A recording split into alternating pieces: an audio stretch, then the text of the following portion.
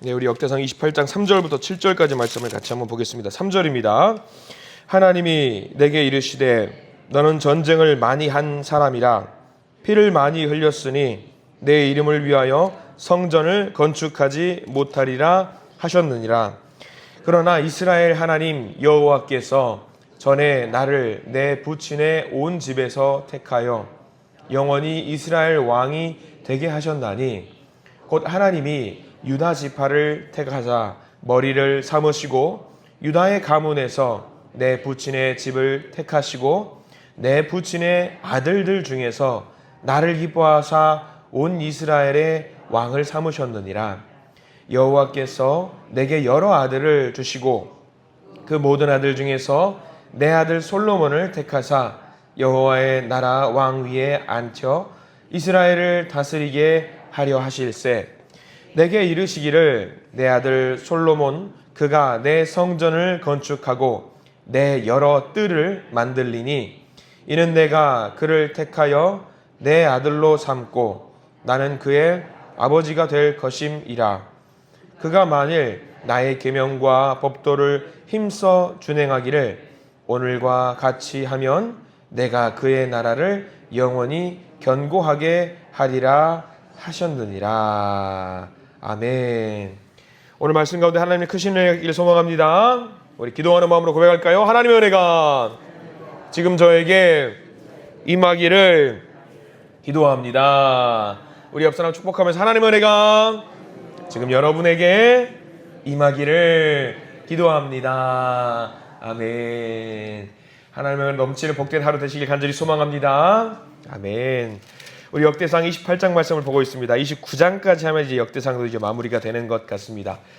자, 쭉 봤어요. 역대상 후반부 이제 다윗의 말년에 무엇을 했는지 우리가 조명을 하고 있는데 오늘 28장 말씀은요 굉장히 중요한 말씀들이 담겨 있습니다. 다윗의 그동안의 삶을 돌아보면서 신앙의 고백을 좀 하고 있는 말씀이에요. 그래서 우리가 28장 말씀을 보면서 이 다윗의 고백을 우리가 참 우리의 이런 고백, 우리가 이런 고백을 하는 사람들로 좀 거듭났으면 좋겠다 생각을 많이 합니다. 그래서 오늘 좀 하루를 살아가시면서 28장 말씀을 한 절 한 절 꼭 묵상을 해 보시기를 부탁을 드립니다. 자, 23장에서는 레위 지파에 대한 이야기를 했고요. 24장 제사장, 찬양대, 문지기 그리고 나라를 통치하는 가문의 우두머리들을 이제 세웠어요. 그리고 이제 성전을 짓기 위해서 모든 것들을 정비하면서 오늘 말씀은요. 이제 신앙 고백을 혼자 하는 것이 아니라 모든 백성들을 함께 모아서 예루살렘 성전 바로 앞에서 이제 성전 짓기 전에 이제 넓은 공터가 될까요? 넓은 터전이 될까요? 거기서 다 모입니다. 그 담당자들을 전부 모이게 합니다. 그러면서 신앙 고백을 하는 내용들이 담겨 있습니다. 28장 2절 말씀을 먼저 한번 봐야 될 텐데요. 우리가 이 3절부터 읽었으니까 우리 2절 말씀 같이 한번 읽어보겠습니다. 28장 2절 말씀입니다. 함께 읽습니다. 이에 다윗 왕이 일어서서 이르되 나의 형제들 나의 백성들아 내 말을 들으라. 나는 여호와의 언약궤 곧 우리 하나님의 발판을 봉안할 성전을 건축할 마음이 있어서 건축할 재료를 준비하였으나 라고 나와 있어요. 거기서는 중요한 표현이 몇 가지가 나옵니다. 다윗 왕이 일어서서라고 나와 있어요. 히브리어에서 일어선다라는 말은 그냥 일어서는 게 아닙니다. 자리에서 일어서는 게 아니라 결심과 결단을 하는 마음을 담아서 내가 지금 이렇게 할 거다라고 의지의 강력한 표현을 하는 거거든요. 그러니까 그냥 일어나는 게 아니라 나 지금 이렇게 할 거야 라고 말하면서 전 백성들을 두고 나도 이렇게 할 테니까 우리도 같이 이렇게 했으면 좋겠다라는 것을 표현하는 겁니다. 이제 뭘 결심을 하냐면 이제 내가 언약궤를 여기다가 이제 봉안하고 성전을 건축할 모든 재료를 모았다라고 합니다. 그러면 여러분들 왕입니다. 왕이면은요 여기다 성전 건축할 거야 다 모여. 벽을 쌓고 벽돌을 쌓고 여기다가 언약궤를 놓을 거야 라고 말하고 명령을 하면 됩니다. 그래서 이걸 하나님께 드리면 돼요. 그러면 그런 식으로 성전을 건축하면 누구만 기쁘냐면 백성들은 기쁘지 않아요. 누구만 기뻐하냐면 왕 자신만 기뻐할 수 있을 겁니다. 그러나 이 다윗은 지금 어떤 고백을 하고 있냐면 이 모든 일들이 나만 누리는 일이 아니라 우리가 모두 함께 할 일이라는 것을 표현하는 단어들이 몇 개 나옵니다. 뭐냐면 이에 다윗 왕이 일어서서 이르되 그 뒤에 나의 형제들이라고 말해요. 나는 왕이니까 신하들한테 명령하면 되는데 명령하지 않고 이 모든 일을 같이 하자라는 마음으로 형제들아 함께 모여서 우리 같이 하자. 같이 누리자. 이 벽을 같이 쌓고 성전을 같이 만들어서 하나님이 주신 모든 것들을 같이 누렸으면 좋겠다 내 형제들아 라고 말하는 거죠. 위대한 신앙의 고백입니다. 그리고 더 나아가서 우리가 이 다윗의 이 신앙을 본받아야 될 단어가 또 나오는데요. 2절 중간쯤 보면은 이런 말이 나오지요. 여호와의 겟 우리 하나님의 발판을 봉안할 성전 나왔습니다. 하나님의 발판. 여기서 하나님의 발판은 뭘 말할까요, 여러분들? 뭘 말하는 것 같아요? 하나님의 발판이라는 것은 뭘 말하냐면 간단하게 말하면 언약궤를 말합니다. 이 언약궤 때문에 사실 얼마나 다윗이 힘들었어요. 이스라엘 백성들도 굉장히 많이 힘들었잖아요. 언약궤 때문에 정말 힘들었고요. 여기 얽힌 사연이 한두 가지가 아닙니다. 고생을 했습니다. 하나님의 발판. 소중하게 생각할 수 있을 거예요. 목숨을 걸고 가지고 왔으니까. 그런데 다윗은 그 목숨을 걸고 가지고 왔던 언약궤, 세상 사람들은 뭐라고 말하느냐면 이 언약궤를 들고 신성하고 영험한 물건이다라고 이야기할 수 있을 겁니다. 그러나 다윗은 그렇게 보지 않습니다. 중요한 것이지만 고작 가져와서 이게 중요한 것이지만 이것은 고작 뭐에 불과하냐면 하나님이 발을 두고 있는 발판에 불과하다라고 이야기를 해요. 아유 다윗 왕이시여, 이 거룩한 물건을 발판이라뇨, 더러운 발을 올려놓는 공간이라뇨, 불경한 표현입니다 라고 말할 수 있을 거예요. 그런데 이 고백이 뭐냐면요, 다윗은 이 언약궤는 그냥 나무 쪼가리 하나에 불과하다고 생각을 하는 거죠. 이 언약궤가 소중한 이유, 다윗도 언약궤를 소중하다고 생각하지 않는 게 아니에요. 소중하다고 생각합니다. 근데 왜 소중하냐? 이 언약궤를 발판 삼아서 하나님이 딛고 계시니까, 하나님이 우리와 함께 하신다라는 증거니까 이거를 소중하게 여긴다라는 것뿐이지, 이 언약궤 자체가 굉장히 위대하다거나 대단하다거나 신령하다거나 말하지 않습니다. 이 언약궤로 인해서 하나님이 우리와 함께 하신다라는 고백이 담겨 있는 거예요. 대한민국을 살아가는 많은 교회도 이런 고백을 했으면 좋겠습니다. 우리 교회 여러분들 어떠세요? 우리 교회 신성한가요? 거룩해 보이세요? 만약에 이곳이 신성하고 거룩하다라고 한다면요, 바른 믿음이 있는 게 뭐냐면 이곳에 하나님이 임재하시기 때문에 거룩한 겁니다. 하나님이 만약 이곳에 계시지 않는다라고 한다면요, 이 공간은 그냥 건물 이상도 아니고 이하도 아니에요. 다윗은 그 고백을 하고 있는 겁니다. 이 공간은 하나님께서 발판 삼아서 여기에 우리와 함께 계신다라고 우리가 고백을 하고 있기 때문입니다. 이 다윗의 신앙 고백을 우리의 신앙 고백으로 받으면은요, 여러분들이 계시는 그 가정이 거룩한 공간이 될 수 있어요. 여러분들이 계신 그 공동체가 하나님이 임재하시는 공간이 될 수도 있다라는 이야기입니다. 이 발판 삼는다는 이 고백을 우리가 배웠으면 좋겠어요. 청소년 사역을 하면서 아이들은 짓궂은 질문을 많이 합니다. 이 본문을 보면서 아이들이 말을 합니다. 목사님, 그러면 우리가 오늘 예배 끝나고 오후에 같이 모여서 PC방 할 건데 그 PC방도 거룩한 공간이 될 수 있습니까? 물론이지. 당연히 PC방 거룩한 공간 될 수 있지. 하나님 거기 임재할 수 있습니까? 맞지. 당연히 임재할 수 있지. 그럼 우리가 경건한 마음으로 게임을 해야 되겠네요. 그런 농담을 아이들이 주고받아요. 야, 근데 너 게임할 때 굉장히 중요한 순간 마우스를 막 하고 키보드를 누르는 순간에 하나님 생각나든? 생각난 적은 없는 것 같아요. 야 임마 이 녀석아, 그게 무슨 말이냐라고 농담을 한 적이 있어요. 그겁니다. 다윗의 신앙 고백은 내가 있는 곳이 곧 하나님이 계시는 공간이라고 하나님의 임재의식을 늘 느끼면서 고백하면서 살았어요. 그러니까 언약궤 자체는요, 별거 아니라는 거예요.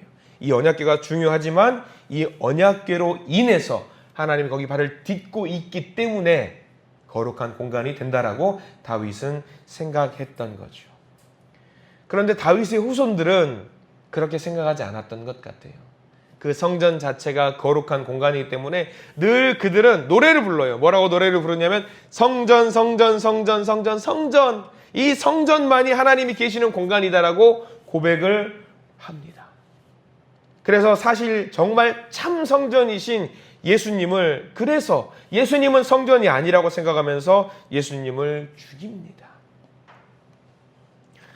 이 다윗의 고백은요, 물리적인 건축물, 그 성전은 아무 의미 없다라는 것을 우리에게 알려주고 있는 거예요. 성전 가운데 계신 하나님이 중요한 거지, 하나님을 온전히 섬기지 못하면서 성전만 노래 불렀던 것은 옳은 신앙이 아니라고 말을 하고 있는 겁니다. 근데 이게요, 지금도 그래요.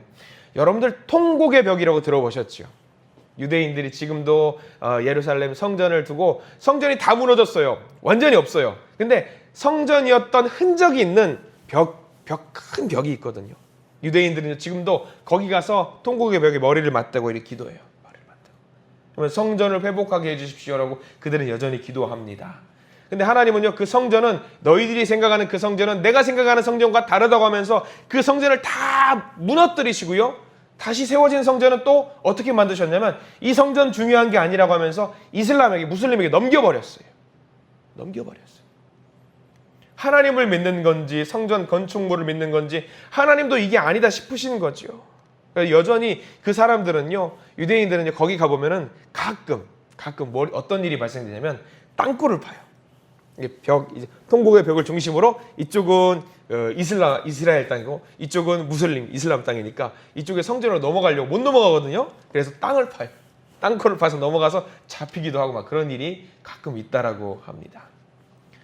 다윗의 고백을 우리가 잘 기억했으면 좋겠어요. 우리가 있는 곳에서 경건하게 하나님을 생각하는 그 공간이 곧 성전이고 예배당이고 교회라는 생각으로 하루를 살아내시기를 부탁을 드립니다.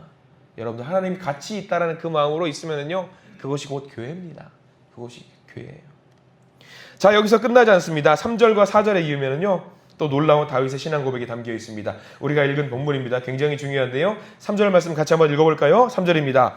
하나님이 내게 이르시되 너는 전쟁을 많이 한 사람이라 피를 많이 흘렸으니 내 이름을 위하여 성전을 건축하지 못하리라 하셨느니라. 다윗은 정말 성전을 건축하고 싶었어요. 근데 하나님이 말씀하시는 거죠. 너는 아니야. 여기서 다윗의 대단한 점이 또 하나 있는데 뭐냐면 우리가 뭔가 계획하고 기도하고 준비하는 일들을 할 때에 때로는 우리가 어떤 기분이 들 때가 어떤 마음이 들 때가 있냐면 하나님이 내가 하는 이 결단과 이 어떤 마음의 각오를 받지 않으시고 거부하시는 것 같은 생각이 들 때가 있습니다. 근데 많은 사람들이 그런 느낌이 들고 그런 경험들을 경험하게 되면은요, 꼬여요. 아, 하나님이 나를 거부하시는구나. 하나님이 나에게 응답하지 않으시는구나. 하나님이 나를 급기하는, 하나님이 나를 사랑하지 않으시는구나. 이런 고백을 할 때가 있어요. 그때부터 우리는 혼란에 겪어요. 3절에서 보면 하나님이 분명히 그랬어요. 나는 너에게 성전을 건축하지 못하게 하겠다. 근데 약한 믿음을 갖고 있으면 만약에 담대한 사람이 아니었다라고 한다면요, 다윗은 삐져버렸을 거예요. 하나님 도대체 나한테 왜 이러셔? 나 준비 다 했는데 하겠다는데 왜 막으시지? 그러다가 우리 일반적인 사람들은요, 낙심하는 경우가 많습니다. 근데 4절에서 이게 뒤집어지는 내용이 나와요. 우리 4절에 반드시 표시해야 되는 내용이 나오는데 4절 제일 앞에 무슨 단어가 나오냐면 그러나 여기 반드시 표시를 해두시기 바랍니다. 굉장히 중요한 믿음의 고백이고 신앙의 고백입니다. 나를 하지 못하게 만드셨다. 나는 성전 건축하지 말라고 하나님이 말씀하셨다. 그러나 이스라엘 하나님 여호와께서 전에 나를 내 붓진의 온 집에서 택하여 영원히 거기도 밑줄 그으십시오. 이스라엘의 왕이 되게 하셨나니. 이거죠. 그럼에도 불구하고 하나님은 나를 이스라엘의 왕이 되게 만들어주셨다. 내 하나님은 이런 분이다. 하나님은 비록 내가 준비한 것을 못하게 하셨고 거부하셨지만 하나님은 나의 존재를 받아주시고 나를 들어주시고 하나님 나라의 왕으로 삼아주셨다라는 고백을 하고 있는 거예요. 여전히 하나님은 나를 사랑하신다. 내가 원하는 것, 내 생각과 기도와 내 바람이 내 원대로 되지 않았을지라도 그럼에도 불구하고 하나님은 나의 아버지가 되어주신다. 전에 섬기던 교회에서 있었던 일입니다. 우리 교회 성도님들은 좀 겸손하셔서 감투 맞는 거를 조금 부담스러워 하시는 분들이 많이 계세요. 무슨 회장, 총무 만든 걸 좀 부담스러워 하시죠. 근데 전에 있던 교회에서는 어떤 여신도회 권사님께서 여신도 회장 자리를 맡아서 섬기기 위해서 좀 기도하고 준비하고 있으셨던 것 같아요. 근데 뭔가 좀 잘 안 맞았었던지 연말에 이제 회의를 하면서 그분이 여신도 회장님의 일을 좀 맡지 못하게 됐습니다. 그러면 좀 상심하신 바가 좀 있었던 것 같아요. 당연히 되실 줄 알고. 그러면서 저한테 말씀하시는 거죠. 목사님, 이제 하나님은요, 저 같은 것에는 관심도 없고요. 저는 아무것도 아니고요. 나는 사랑하지도 않고요. 나는 안중에도 없으신가 봐요. 그러면서 무슨 그런 말씀을 하시냐고. 그래서 이 말씀을 같이 한번 묵상을 한 적이 있거든요. 어떻게 했을까요, 이거 권사님? 그 다음 년도에 여신도 회장님이 되셨어요. 되시면서 정말 열심히 잘 섬기셨던 거거든요. 그럴 때 있어요. 우리는 기도했는데 뭔가 잘 안 돼요. 나 이렇게 기도합니다. 하나님 이렇게 이루어주세요. 근데 안 돼요. 그러면 어떤 분들은 급기에서 정말 그렇게 생각해요. 하나님 나 사랑하지 않나 봐요. 나 구원하지 못하시려나 안 하시려나 봐요. 난 하나님의 자녀도 아닌가 봐요. 그렇게 극단적인 생각을 하시는 분들이 많아요. 근데 다윗 보십시오. 성전 건축 하나님이 안 된다고 딱 자르셨어요. 다윗이 할 수 있어요. 능력도 돼요. 근데 하나님이 막으셨어요. 넌 아니야? 네 아들이 할 거야. 다윗의 입장에서는 속상할 수 있습니다. 근데 이 상황 속에서 고백하는 거죠. 하나님은 이스라엘 모든 집에서 나를 건지셔서 나를 살리신 분이시다. 여기에 그럼에도 불구하고의 은혜가 담겨 있는 겁니다. 이 고백이 우리의 고백이 되길 간절히 소망합니다. 우리 이 은혜를 우리가 한번 맛본 사람은요, 하나님께서 무슨 말을 하셔도 순종할 수 있게 됩니다. 그래서 여전히 이 말씀을 보시면서 한결같이 나를 사랑하신다는 하나님의 은혜, 그 은혜를 여기 계신 모든 분들께서 누리시기를 간절히 축원합니다. 더 나아가는 믿음이 있어요. 이 28장은 너무나도 은혜스러운 말씀인데요. 이 4절 말씀 보면은 또 대단한 부분이 나와 있는 게 뭐냐면, 4절에 보면은 중간에 보면 유다의 가문에서 끝절 나오죠. 유다의 가문에서 내 부친의 집을 택하시고 내 부친의 아들들 중에서 나를 기쁘사 온 이스라엘 왕을 삼으셨느니라. 나를 기뻐하사 나를 온 이스라엘의 왕으로 삼으셨어요. 나를요? 나를 왕으로 삼으셨어요. 거기 이스라엘의 왕에다가 동그라미 표시하십시오. 제일 끝에 4절 제일 뒤에. 문제는 여기서 멈춘 게 아니라 5절까지 가는 그 믿음이 중요한 겁니다. 5절이 왜 중요할까? 우리는요, 내가 하나님 나라에 가고 내가 구원받은 백성이 되고 하나님의 자녀가 되는 것 너무 중요하게 생각하는데, 다윗은요, 내가 구원받는 것에서 끝나지 않고 한 걸음 더 나아가는 믿음을 하는 게 5절에 담겨 있거든요. 5절 말씀 같이 한번 읽어볼까요? 어떤 말씀이 굉장히 중요할까? 5절 같이 읽습니다. 시작. 여호와께서 내게 여러 아들을 주시고 내 모든 아들 중에서 내 아들 솔로몬을 택하사 여호와의 나라 왕 위에 앉혀 이스라엘을 다스리게 하려 하실 때. 어떤 게 제일 중요할 것 같아요, 여러분들? 4절에서 다윗은요, 이스라엘의 왕으로 자기가 세워졌다라고 말을 하고 있지요. 근데 여기서 끝나지 않고 5절에는 자기 아들을, 다음 세대를 이스라엘의 왕이 아니라 어디의 왕으로 만들어 주신 거예요? 여호와 하나님 나라의 왕으로 세워주셨어요. 이 얼마나 대단한 고백인지 몰라요. 거기 밑줄을 반드시 그으셔야 돼요. 솔로몬을 택하사 여호와의 나라 왕 위에 앉혀 이스라엘을 다스리게 하셨다. 그냥 한 나라의 왕이에요, 다윗은요. 근데 자기의 아들은 한 나라의 왕을 넘어서서 무엇으로 세워주기를 원하는 그 고백이냐면 여호와의 나라요, 하나님 나라의 왕으로 세워주기를 원하는 고백이 담겨 있는 겁니다. 이게 다윗의 믿음입니다. 이 새벽에 나온 우리 모두가 이 믿음을 갖기를 소망합니다. 우리는 당연히 하나님 나라의 하나님의 자녀입니다. 그러나 더 나아가서 우리에게서 끝나는 것이 아니라 하나님 우리를 사랑해 주시고 우리의 자녀들도 사랑해 주셔서 내가 누리는 그 믿음을 뛰어넘는 믿음을 우리 자녀들이 갖게 해 주십시오라고 우리가 이 시간에 반드시 기도해야 됩니다. 내가 우리 자녀들을 위해서 기도하는 것이 아니라, 그게 중요하겠지만 우리의 자녀들이 이 자리에 나와서 기도할 수 있는 그런 믿음을 갖게 해달라고 하나님께 기도하실 수 있는 우리 모든 성도님 되시길 간절히 소망합니다. 이 다윗의 놀라운 믿음, 정말 대단한 믿음입니다. 그리고 여기서 끝나지 않습니다. 다윗은요, 자기가 갖고 있는 믿음과 어떤 그런 것들, 하나님을 사랑하는 마음이 자신감이 있었고 기대감이 있었어요. 자부심이 있었습니다. 그래서 열심히 준비를 하면서 이런 말씀을 하죠. 6절 말씀까지 넘어가 볼까요? 우리 6절 말씀 같이 읽습니다. 시작.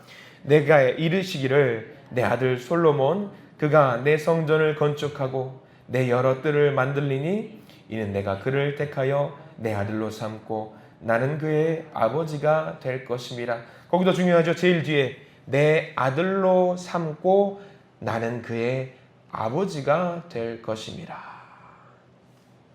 너뿐만 아니라 너의 자녀들의 아버지가 내가 되어줄 것이다. 그러면 여기서 솔로몬은 뭘 해야 될까요? 솔로몬은 뭘 해야 될까요? 하나님이 날 선택하셨대. 하나님이 다 하셨대. 난 이제 가만히 있으면 되겠네? 그게 아니죠. 7절 말씀 넘어갑니다. 7절 말씀 중요합니다. 밑줄 전체를 다 그어두십시오. 7절 읽습니다. 시작. 그가 만일 나의 계명과 법도를 힘써 준행하기를 오늘과 같이 하면 내가 그의 나라를 영원히 견고하게 하리라 하셨느니라. 솔로몬은 뭘 해야 되는 거예요? 자기를 선택해 주신 것에 감사하고 높여주시고 아들 삼아 주셨으니까 가만히 있으면 안 되고요. 하나님의 계명과 법도를 힘써 지켜 나가야 된다라고 이야기를 하고 있는데 그게 중요한 게 아니라 그럼에도 불구하고 다윗은 여기서 자신감이 있는 표현이 하나 나옵니다. 뭐냐면 6절 말씀 중간에 보면은 뭐가 나오냐면 7절 말씀 그가 만일 나의 계명과 법도를 힘써 준행하기를 그 다음에 중요합니다. 오늘과 같이 하면 거기 반드시 밑줄 그으십시오. 오늘과 같이 하면 오늘과 같이 하면은 누구 같이 하면이라는 말이에요. 자기 같이 하면 나처럼 하면 내 아들아 나만큼만 해라. 나만큼만. 이거는 자기가 얼마나 대단한 믿음을 갖고 있는지 이거는 교만한 게 아닙니다. 자부심이고 자존심이에요. 나는 이만큼 갖고 있다. 여러분 자녀의 믿음과 그럴 일은 없겠지만 비교하시면서 너의 믿음과 나의 믿음을 비교했을 때 내 믿음만큼만 따라와라. 내가 하나님을 이렇게 사랑한다는 것만 따라와라. 그러면 하나님이 너를 이렇게 복을 주시겠다라고 하는 다윗의 자부심이 있었던 거죠. 우리 모든 성도님들도 하나님을 사랑하는 것, 누구보다 내가 하나님을 사랑한다라는 자부심과 자존심을 가지고 살아가시는 우리 모든 성도님들 되시길 간절히 축원합니다. 누구보다 내가 하나님이 당신보다 아무개 김권사, 김집사 당신보다 내가 더 하나님을 사랑해 라는 자부심을 갖고 살아나가시기를 부탁을 드립니다. 성경에는 늘 겸손하라고 해요. 교만하지 말라고 해요. 근데 그런 거 있더라고요. 약간 내가 교만하면은요, 나는 요만한 사람이라고 생각하면서 살면은요, 요만큼 내가 맞춰지더라고요. 근데 내가 너무 낮다라고 계속 자기를 낮추면은요, 점점 낮아지는 것 같은 생각이 들 때가 있어요. 그러니까 우리가 믿음을 가질 때에 조금은 내가 하나님 앞에 요만큼은 믿음을 갖는 사람이다라는 생각을 가지면은요, 내가 점점 맞춰져요. 다윗은 그것인 거죠. 오늘 다윗의 말씀 역대상 28장의 말씀은 한 절 말씀으로 요약을 할 수 있을 것 같아요. 이 말씀을 우리 같이 한번 읽으면서 오늘 말씀을 좀 마무리하기를 원합니다. 28장 20절 말씀이거든요. 솔로몬을 두고 하면서 이런 믿음을 가져라 라는 내용을 하면서 아마 눈물 어린 호소로서 아들에게 했던 말 같습니다. 28장 20절 말씀을 같이 한번 천천히 읽어보겠습니다. 시작.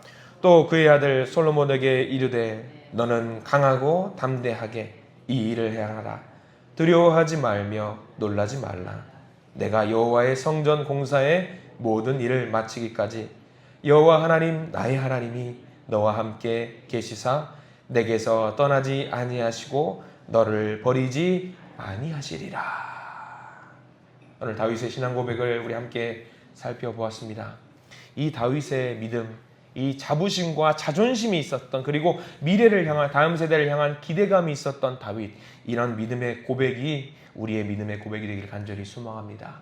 그리고 간절히 바라기는 이 기도가, 이 믿음이 우리 세대에서 멈추는 것이 아니라 우리 다음 세대들이 갖게 되는 믿음이 되기를 간절히 소망합니다 라면서 기도하시는, 그래서 응답받으시는 우리 모든 믿음의 성도님들 되시기를 간절히 축원합니다. 기도하겠습니다. 주님 감사합니다. 다윗은 믿음과 자신감과 기대감을 갖고 온전히 하나님 앞에 서는 아름다운 믿음의 사람으로 바르게 서게 되었습니다. 주님 간절히 소망합니다. 우리 한신의 가족들이, 우리 주님의 자녀들이 이 다윗의 믿음, 이러한 모습으로 바르게 설 수 있도록 인도하여 주시옵소서. 온전히 하나님 영광 받으시는 거룩한 나라가 우리 교회에 서게 하시고, 우리 가정에 서게 하시고, 우리 공동체에 서게 하시고, 우리 다음 세대 가운데 반드시 이루어질 수 있도록 저희들을 인도해 주시옵소서. 이 새벽에 간절한 소원을 가지고 기도하는 주님의 자녀들의 소리를 들으시고 하나님이 도우시는, 하나님께서 기뻐하시는 아름다운 기도가 되게 해 주시옵소서. 예수 그리스도 이름으로 간절히 기도드립니다. 아멘.